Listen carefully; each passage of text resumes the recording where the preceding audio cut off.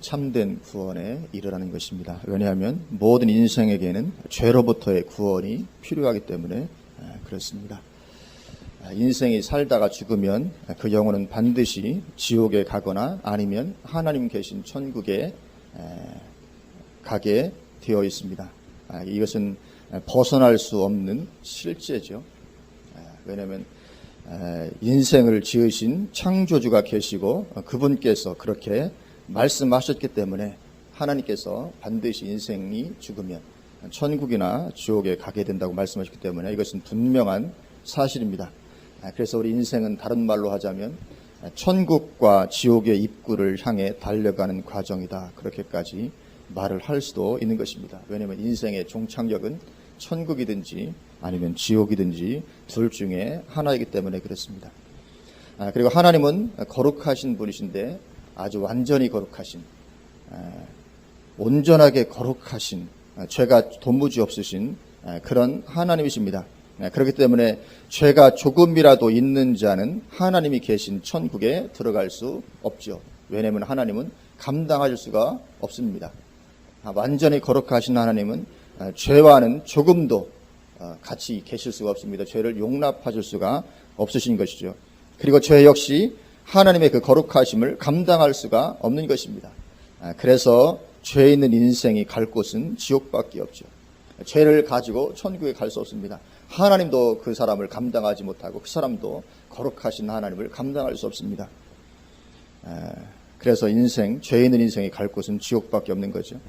그런데 인생 중에 죄가 없는 인생은 하나도 없죠. 로마서 3장 10절 말씀처럼 의인은 없나니 하나도 없으며 그렇게 말씀하십니다.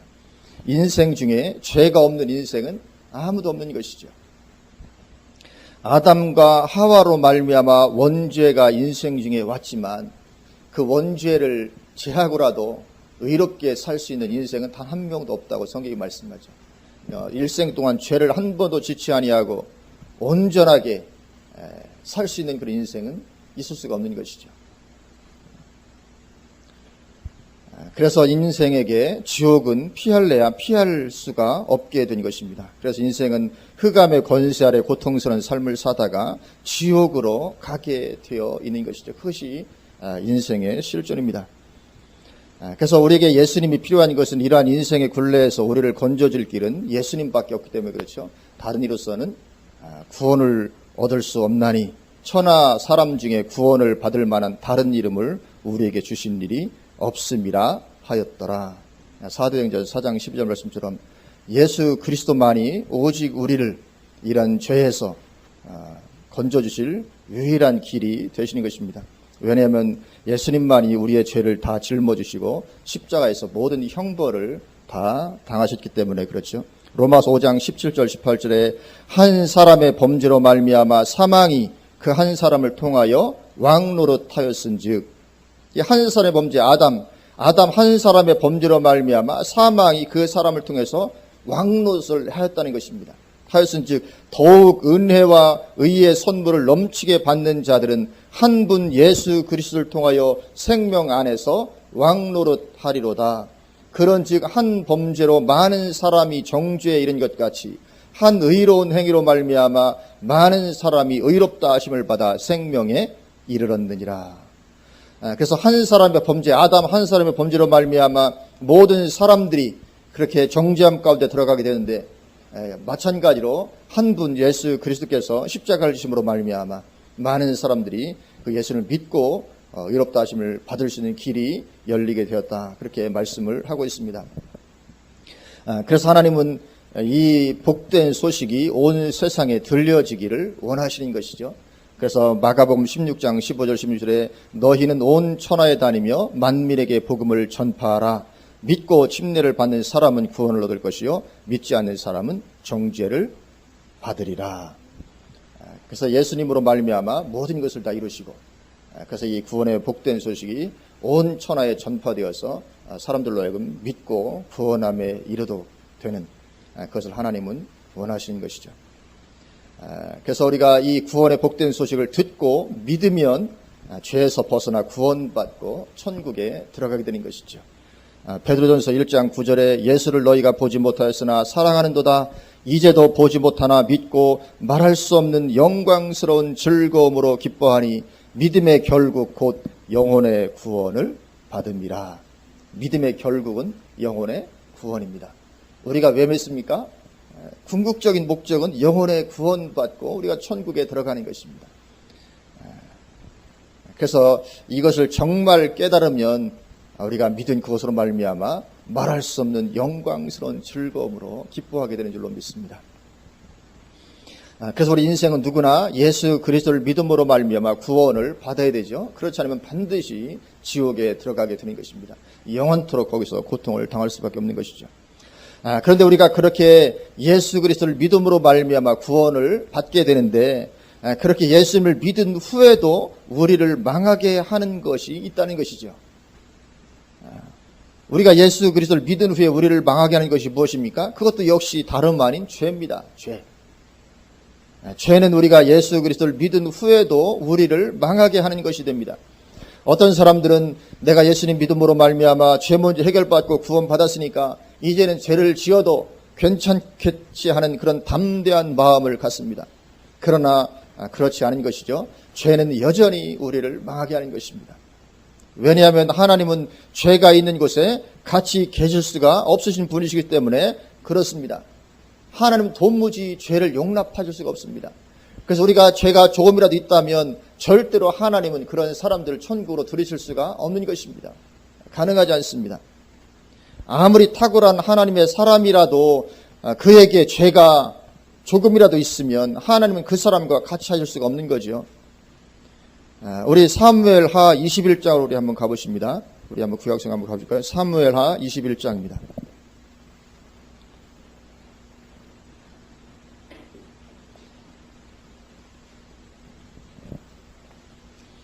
사무엘하 21장 1절입니다.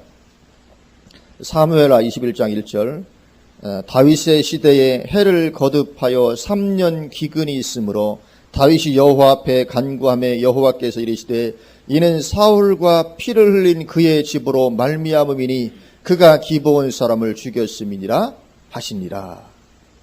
누가 죄를 지었습니까? 사울 때 죄를 지었는데 그 죄의 영향력이 그 죄 문제가 해결이 안 되니까 다윗 때 이르러서 계속 문제가 오는 것입니다. 한 해, 두 해, 3년 계속 기근이 그 땅 가운데 임하는 것입니다. 왜요? 이 사울의 이 죄 문제가 해결이 안 되니까 이 죄 때문에 하나님 그 땅 가운데 함께 하시고 복을 주실 수가 없으신 것이죠. 그래서 계속 이 아마 죄 문제가 해결이 안 됐으면 그 다음에 4년째도 또 기근이 들었을지 모르죠. 2절 보면 2절 기브온 사람은 이스라엘 족속이 아니요 그들은 아모리 사람 중에서 남은 자라. 이스라엘 족속들이 전에 그들에게 맹세하였거늘 사울이 이스라엘과 유다 족속을 향하여 열심히 있으므로 그들을 죽이고자 하였더라. 이 출애굽해서 이스라엘 백성들이 출애굽해서 가나안 땅에 들어올 때 기브온 사람들이 그걸 알고서 작전을 세워서 결국은 이스라엘 백성들로부터 자기들을 죽이지 않겠다는 맹세를 받아내죠. 하나님의 이름으로. 그랬었는데 이 사울이 이스라엘과 유다 족속을 향한 열심이 있으므로 그러니까 열심이 있다고 다 좋은 건 아닌 것입니다. 지식을 따르지 못한 열심은 전혀 좋은 것이 아닐 수 있죠. 그래서 이 사울이 너무 이스라엘과 유다 족속을 위하여 열심히 있다 보니까 저 기브온 사람을 다 죽여버려야 되겠다. 그래서 이렇게 죽이는 하나님의 이름으로 맹세를 했는데 그것을 어기게 되는 그런 죄를 범하게 되는 것이죠. 그래서 그 죄 때문에 하나님은 이스라엘에 함께 하실 수가 없으시고 그래서 계속해서 그 땅에 기근이 오게 됐던 것을 보게 됩니다. 이처럼 이 사울 때 죄의 결과가 다윗 때까지 이어져 하나님의 은혜를 가로막습니다. 왜 그렇습니까? 하나님은 죄가 있는 곳에 같이 하시고 복을 줄 수가 없으시기 때문에 그렇죠. 오늘 본문으로 돌아오셔서 본문 요한일서 1장 5절 이렇게 말씀합니다. 요한일서 1장 5절 우리가 그에게서 듣고 너희에게 전하는 소식은 이것이니 곧 하나님은 빛이시라 그에게는 어둠이 조금도 없으시다는 것이니라. 이 하나님께 어둠이 죄악된 부분이 조금이라도 있으면 모르겠는데 조금도 없는 완벽하게 빛 가운데 거하시는 빛이신 그런 하나님이시라는 거죠. 이 정도로 거룩하신 하나님이십니다. 그렇기 때문에 죄가 있는 곳에 하나님은 같이 하실 수가 없으신 거지요. 그래서 지금 죄를 짓는 삶 가운데 있으면서도 나는 하나님과 잘 지내고 있다고 하는 것은 거짓말이라는 거죠.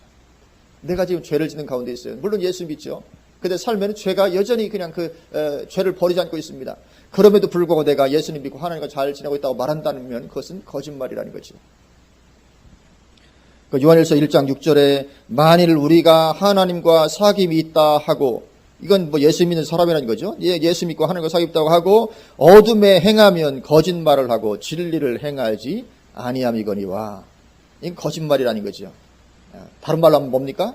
실제로 그는 하나님과 사귐이 있는 사람이 아니다. 다시 더 정확히 말하면, 더 쉽게 말하면 그는 버림받은 사람에 불과하다. 그런 것이죠. 이런 사람이 구원받겠습니까? 구원받을 수가 없는 것이죠. 예수 믿고 신앙생활을 한다고 하는데 그럼에도 여전히 죄 가운데 머물러 있다면 그런 사람 구원받을 수가 없는 것입니다. 그런 사람은 여전히 죄가 그를 지옥으로 끌고 가게 되는 것입니다. 아니, 내가 예수 믿었는데요. 물론 예수 믿었을 때 어떤 과거에 모든 죄가 다 사함받았을 것입니다. 그러나 여전히 그 죄 가운데 여전히 머물러 있습니다. 이건 예수 믿은 게 아니라는 것이죠. 지적인 동일일지 모르지만. 그래서 그 죄가 그를 결국은 지옥으로 끌고 가게 되는 것이죠. 1장 7절입니다. 1장 7절. 그가 빛 가운데 계신 것 같이 우리도 빛 가운데 행하면 우리가 서로 사귐이 있고 그 아들 예수의 피가 우리를 모든 죄에서 깨끗하게 하실 것이요. 아멘. 예수님의 피가 우리를 모든 죄에서 깨끗하게 하시는데 어떻게 할 때 그렇게 됩니까? 우리도 빛 가운데 행하면. 내가 예수 믿고 빛 가운데 행할 때 그래야 예수의 피가 효력이 있다는 것입니다. 내가 예수 믿었는데 빛 가운데 행하지는 않습니다. 예수 믿어서 예수 하나님의 살아갈 내가 믿는다. 그런데 삶은 여전히 죄 짓는 삶을 계속 반복하고 있다면 그러면 그런 사람에게는 예수의 피가 효력을 미칠 수가 없다는 거죠. 하나님께서 빛 가운데 계신 것 같이 우리도 빛 가운데 행할 때, 이거는 한 번 믿은 것을 가리키는 것이 아니죠. 지속적으로 행하는 것입니다. 지속적으로 빛 가운데 행할 때 비로소 예수님의 피가 모든 죄에서 우리를 깨끗하게 하실 것이다. 그렇게 말씀을 하고 있습니다. 그래서 우리는 죄 가운데 있어서는 되지 아니하고 반드시 그 죄를 처리해야만 하는 것이죠. 반드시 죄는 처리해야 되는 것이죠. 그래서 8절 9절에 만일 우리가 죄가 없다고 말하면 스스로 속이고 또 진리가 우리 속에 있지 아니할 것이요 만일 우리가 우리 죄를 자백하면 그는 미쁘시고 의로우사 우리 죄를 사하시며 우리를 모든 불의에서 깨끗하게 하실 것이요. 아멘. 그래서 우리가 죄를 자백해야 하나님은 죄를 사하십니다. 근데 죄를 자백하지 아니하고 그 죄 가운데 계속 머물러 있는 삶을 살고 있다면 결국은 우리의 죄는 사함을 받지 못하게 되는 것이고, 그래서 나에게 죄가 남아있는 것이고, 그리고 죄가 조금이라도 남아있다면 그 사람은 지옥에 가게 되지 천국에 들어가게 될 수가 없는 것입니다. 그래서 우리가 죄를 자백해야, 이 죄를 자백한다는 얘기는 이제 내가 이제 돌아서겠다는 의지의 표현이죠. 이것이 죄인 걸 내가 인정하고 이제 내가 돌아서겠습니다. 이것이 이제 죄를 자백한다는 것이죠. 그렇게 해야 우리 죄가 사해지고 하나님께서 우리를 모든 불의에서 깨끗하게 하실 것이다. 그렇게 말씀을 하고 있습니다. 그런데 죄 가운데 늘 머물러 있는 사람은 죄를 자백하는 사람이 아니지. 그래서 우리의 어떤 반복적인 죄, 습관적인 죄는 반드시 우리를 지옥으로 끌고 가게 되는 것입니다. 내가 인생이 연약해서 한 번 죄를 짓는 것, 그것 때문에 우리는 지옥 가지 않습니다. 우리는 왜냐면 내가 한 번 죄를 짓고 그 죄라는 것을 깨닫고 주님 앞에 우리가 참회하며 눈물을 흘리며 주님의 긍휼을 바라고 당연히 그 죄가 사함을 받게 되죠. 그러나 반복적으로 계속 그 죄에서 벗어나지 아니하고 머물러 있는다. 반드시 지옥에 가게 되는 것입니다. 왜냐하면 그 죄가 사함을 받지 못하기 때문에 그런 것이죠. 그래서 이것을 잘 알고 있었던 사도 바울은 혹시라도 자기가 버림받아 지옥에 가게 될까봐 두려워하면서 살았습니다. 두려워서 항상 자기를 쳐 복종시키는 삶을 살았죠. 고린도전서 9장 27절에 내가 내 몸을 쳐 복종하게 하면 내가 남에게 전파한 후에 자신이 도리어 버림을 당할까 두려워함이로다. 이 사도 바울에게 이런 두려움이 있었습니다. 혹시라도 내가 이렇게 열심히 전도와 선교해놓고 정작 나는 지옥에 떨어지면 어떻게 될 것인가. 왜냐하면 그 가능성을 사도 바울은 알고 있었기 때문에 그렇습니다.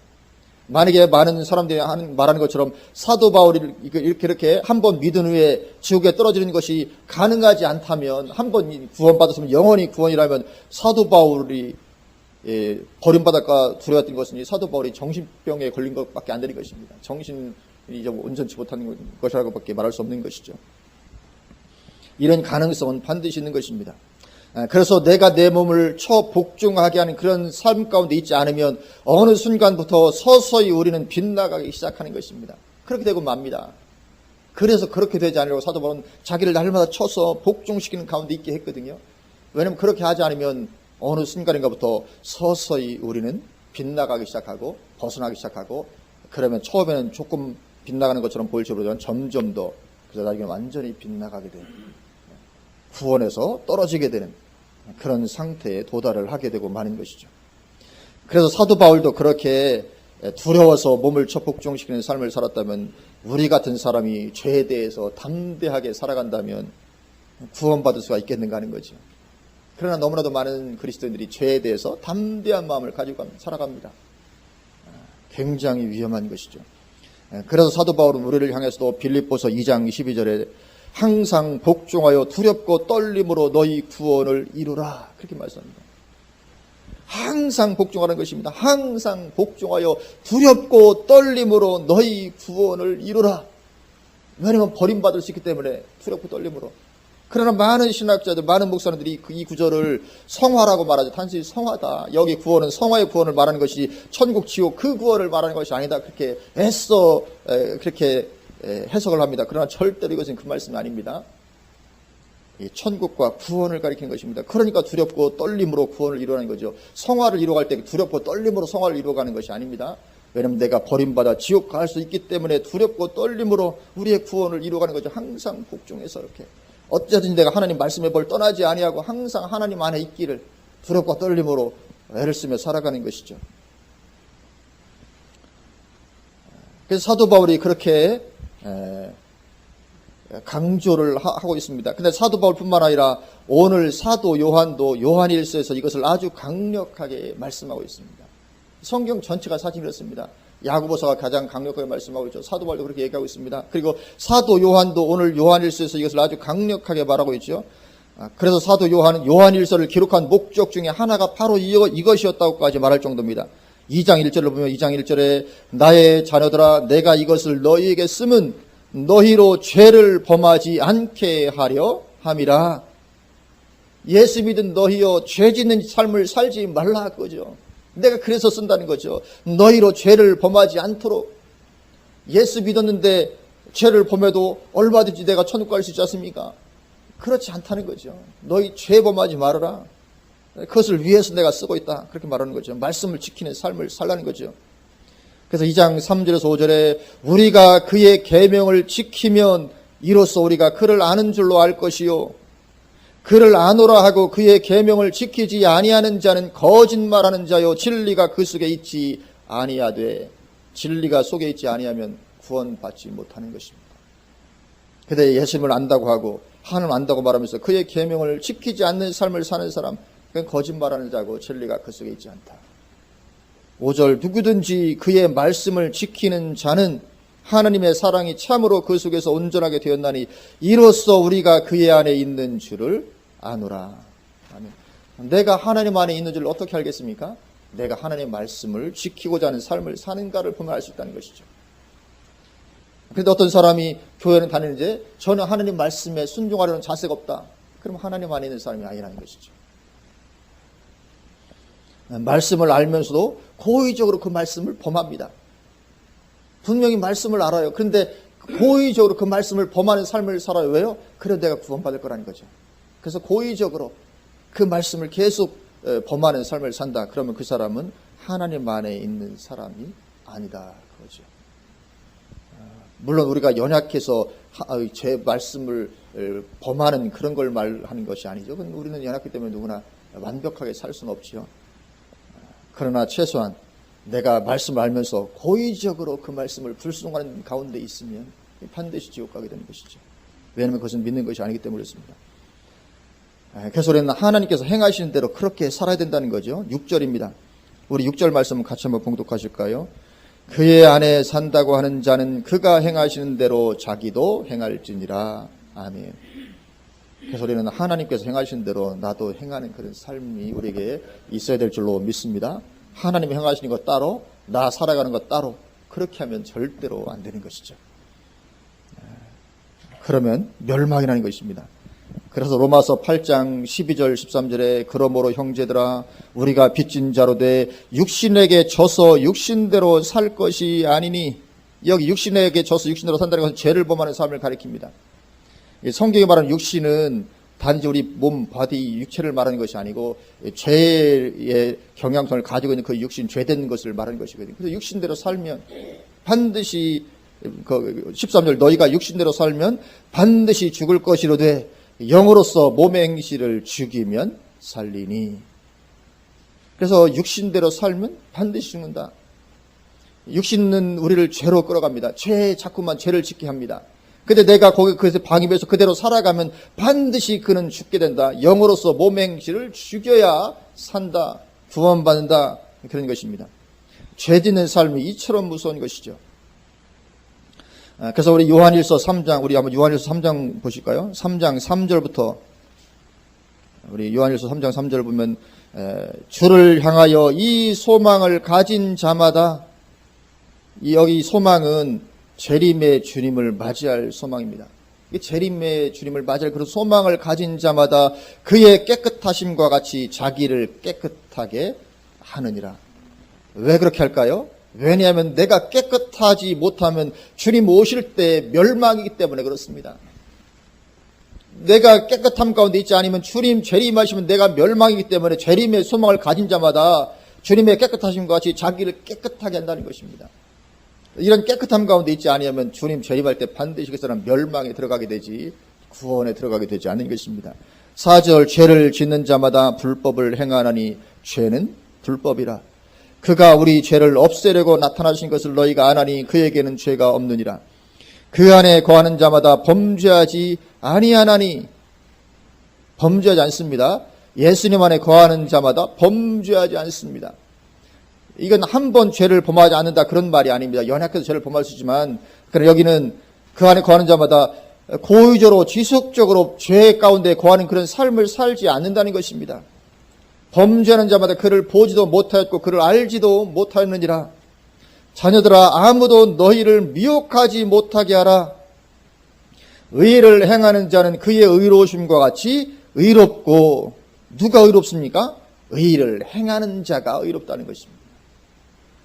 의를 행하는 자가, 그래 단지 내가 예수 믿는다고 해서 의롭다고 말씀하고 있지 않고 의를 행하는 자는 그의 의로움과 같이 의롭다. 그래 우리에게서 의를 행하는 삶이 반드시 있어져야 된다는 거죠. 8절 죄를 짓는 자는 마귀에게 속하나니. 마귀는 처음부터 범죄. 죄를 짓는 자 어디에 속합니까? 마귀에게 속한다고. 절대로 하나님께 속한 사람이 아니라는 것입니다. 그런데도 7절 말씀대로 자꾸만 미혹하는 거죠. 자녀들아 아무도 너희를 미혹하지 못하게 하라. 여기 미혹이 무슨 미혹이었습니까? 그러면 야 예수 믿으면 그렇게 의를 행하지 않아도 구원받아. 이게 미혹이라는 것입니다. 이런 미혹을 한다는 거죠. 그러니까 아무도 너희를 미혹하지 못하게 하라. 의를 행하는 자는 그의 의로운 것이 의로운 것이다. 죄를 짓는 자는 마귀에게 속한다. 너희가 속지 말아라. 미혹당하지 말아라. 그러니까 죄를 지어도 칼빈이 말했기 때문에 구원받을 것이다. 이게 바로 대표적인 미혹이라는 것이죠. 이게 바로 대표적인 미혹입니다. 한번 예수 믿었으니까 죄진 삶을 살아도 전혀 관계없어. 어떤 천국이니까. 이게 미혹 중에 가장 대표적인 미혹이 바로 이것입니다. 오늘 사도 요한이 경고하고 있는 미혹, 이 미혹이죠. 의를 행하는 자라야 그가 의롭다는 거죠. 그래서 이 말씀을 대충 덮어놓고 뭐 어쨌든 뭐 예수 믿으니까 구원받지 않겠는가 해서 그때 그래서 방탕하게 사는 삶은 절대로 구원이 아니죠. 그래서 칼빈이 하나님은 아닌 것입니다. 우리는 하나님 말씀을 붙잡아야 되지 어떤 사람의 이론을 우리가 붙잡아서는 안 되는 것이죠. 10절입니다. 10절 이러므로 하나님의 자녀들과 마귀의 자녀들이 드러나나니. 하나님의 자녀들과 마귀의 자녀들이 어떻게 드러납니까? 교회 다니는 사람은 하나님의 자녀, 안 다니는 사람 마귀 자녀, 그런 것이 아닙니다. 교회 안에서 하나님의 자녀와 마귀가 자녀가 드러나는 것입니다. 어떻게 드러납니까? 무릇 의를 행하지 아니하는 자나 또는 그 형제를 사랑하지 아니하는 자는 하나님께 속하지 아니하니라. 그럼 하나님께 속하지 않으면 어디에 속한 것입니까? 마귀에게 속한 거죠. 결국 누굽니까? 마귀의 자녀다. 그렇게 말씀하는 것입니다. 그래서 하나님의 자녀들과 마귀의 자녀들이 드러납니다. 누가 하나님의 자녀입니까? 나 예수 믿었으니까 하나님 자녀? 그렇지 않을 수 있다는 거죠. 무릇 의를 행하지 아니하는 자 하나님의 자녀가 아니다. 어떻게 예수 믿었으면서 의를 행하지 않는 죄된 삶을 살 수 있냐? 그건 가능하지 않다는 것입니다. 내가 정말 예수 믿었다면 어떻게 죄 가운데 여전히 머물러 있을 수가 있느냐? 그건 가능하지 않은 것입니다. 거룩하신 하나님의 성령이 내 안에 들어와 계시는데 여전히 그냥 죄된 삶을 탐닉하고 있다. 그럴 수 없는 것이죠. 그래서 의를 행하지 아니하는 사람은 교회를 다닌다 할지라도 하나님의 자녀가 아니요 마귀 자녀인 것이죠. 그리고 마귀 자녀가 천국에 갈 수 있다고 생각하는 것은 정신 나간 것이죠. 절대로 우리가 고의적으로 반복해서 습관적으로 떠나지 아니하는 죄 가운데 있으면 반드시 우리는 지옥에 가게 되는 것을 줄로 믿습니다.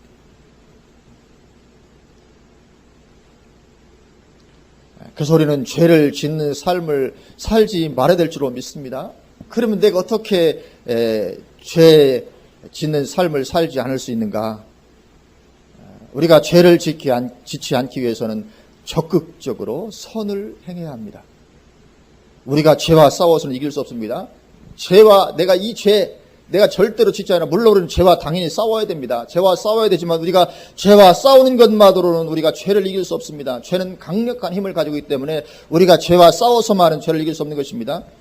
그러면 오히려 점점 죄에 장악당해 갑니다. 심지어 사도 바울주서도 고백을 하잖아요. 로마서 7장 21절에 그러므로 내가 한 법을 깨달았노니 곧 선을 행하기 원하는 나에게 악이 함께 있는 것이로다. 내 속 사람으로는 하나님의 법을 즐거워하되 내 지체 속에서 한 다른 법이 내 마음의 법과 싸워 내 지체 속에 있는 죄의 법으로 나를 사로잡는 것을 보는도다. 그러니까 우리 속에 이 죄된 육신이 우리 속에 있습니다. 그래서 계속해서 우리를 자꾸만 죄 가운데 끌어가려고 그래요. 우리 육신은 죄를 좋아합니다. 그래서 계속해서 우리를 죄 가운데 끌어가려고 합니다. 그래서 내가 예수 믿어도 예수 믿었기 때문에 죄를 지어도 천국 갈 수 있다. 이런 어떤 가치관을 딱 가지고 있으면 이 사람이 얼마나 죄에 쉽게 끌려가게 있습니까? 내 속에 죄의 경향성이 있는데 내 육신은 자꾸만 죄를 짓게 하는데 그리고 또 신학적으로 말하기도 예수 한번 믿었으니까 그다음부터는 죄를 지어도 구원받을 수 있다. 그렇게 말하고 있기 때문에 얼마나 훨씬 쉽게 죄의 자기를 방임하겠는가 하는 거죠. 이 사도 바울이 그렇게 고백하는 거죠. 내 속에 얼마나 강력한 이 죄의 법이 있는지, 이것이 나를 얼마나 강력하게 이 죄 가운데로 끌어가는지 모른다는 거죠. 그래서 우리가 죄와 투쟁하는 것만으로 우리가 죄를 이길 수가 없고, 우리가 죄를 이기기 위해서는 반대편에서도 적극적으로 선을 행하는 가운데 살아야 되는 것이죠. 창세기 4장 7절에 보면 하나님께서 가인에게 이렇게 말씀합니다. 내가 선을 행하면 어찌 낯을 들지 못하겠느냐. 선을 행하지 아니하면 죄가 문에 엎드려 있느니라. 그렇게 말씀합니다. 네가 선을 행하지 아니하면 죄가 문에 엎드려 있다. 그래 어떻게 됩니까? 선을 행해라는 거죠. 죄와 단순히 싸우기 전에 네가 선을 행해야 된다는 거죠. 선을 행하지 아니하면 죄가 문에 엎드려 있게 되는 것입니다. 그래서 우리는 적극적으로 말씀과 기도 가운데 열정적으로 신앙생활을 해야 되죠. 그래야 우리가 안전합니다. 정말 열정적으로는 신앙생활을 해야 됩니다. 적극적으로 선을 행하는 거죠. 그래서 성령 충만해야 우리는 죄를 이길 수 있게 되는 것입니다. 로마서 8장 6절에 육신의 생각은 사망이요 영의 생각은 생명과 평안이라 그렇게 말씀합니다. 육신의 생각은 사망입니다. 근데 육신이 내 안에 있는 거잖아요. 근데 그러니까 내 안에서 계속 사망이 올라온다는 것이거든요. 육신의 생각은 사망이기 때문에. 그래서 육신이 내 속에서 꿈틀거릴 틈을 주지 않도록 열정적으로 신앙생활을 하는 것이죠. 육신의 생각이 나를 장악하지 못하도록. 왜냐하면 육신의 생각이 나를 장악하려고 자꾸만 시도하거든요. 자꾸만 나를 장악하려고 합니다. 이 장악하지 못하도록 그렇게 열정적으로 신앙을 생활하는 것이죠. 그래서 영의 생각이 나를 장악하도록 하는 것이죠. 육신의 생각은 사망이요 영의 생각은 생명과 평안이라. 그러니까 우리가 죄를 범하지 않기 위해서는 영의 생각이 나를 장악하도록 해야 됩니다. 육신의 생각이 나를 자꾸만 장악해 오려고 하기 때문에 영의 생각이 나를 장악하도록 우리가 그렇게 적극적으로 신앙생활을 해야 되는 거죠. 예를 들면 우리가 군대에 입대하면 훈련병 때 어떻게 합니까? 다른 생각하지 못하도록 쉴 새 없이 굴리는 것과 마찬가지죠. 왜냐하면 다른 생각하면 거기서 사고가 터지니까 다른 생각하지 못하도록 쉴 새 없이 굴립니다. 그래서 밤이 되면 녹초가 돼서 그냥 나가 떨어져 그냥 잠들어 버리는 거죠. 그렇게 하는 것과 마찬가지입니다. 그래서 그처럼 우리 육신은 조금만 틈을 주면 죄질을 생각합니다. 이게 우리 육신입니다. 조금만 틈을 주면 하여튼 죄질 생각하는 것이죠. 그래서 육신이 그런 틈을 가지지 못하도록 우리는 우리의 육신을 혹사시켜가면서 열정적으로 신앙생활을 해야 되는 것이죠. 하여튼 우리 육신을 혹사시켜야 됩니다. 그래서 열정적으로 신앙생활하고 정말 주님을 추구하고 그런 가운데 있어야 영의 생각이 나를 장악하기 때문에 내가 죄 가운데 빠지지 않을 수가 있게 되는 것이죠. 그래서 우리는 육체의 요구를 따라가지 말아야 될 줄로 믿습니다. 예를 들면 쉬운 예를 들면 이런 것입니다. 피곤한데 좀 쉬었다 하지 뭐. TV 좀 보고 하지 뭐. 이런 것들 별거 아닌 것 같지만 이런 것이 육신의 요구들 중에 하나입니다. 왜냐하면 영의 요구는 다른 것이거든요. 영의 생각은 이렇게 말하고 있는데 우리 육신이 속에서 괜찮아 TV 좀 보고 하지 피곤하게 좀 쉬었다 하자. 좀 천천히 나중에 뭐 이런 식으로 이게 계속 육신이 자꾸 우리를 그렇게 이끌어가는 것입니다.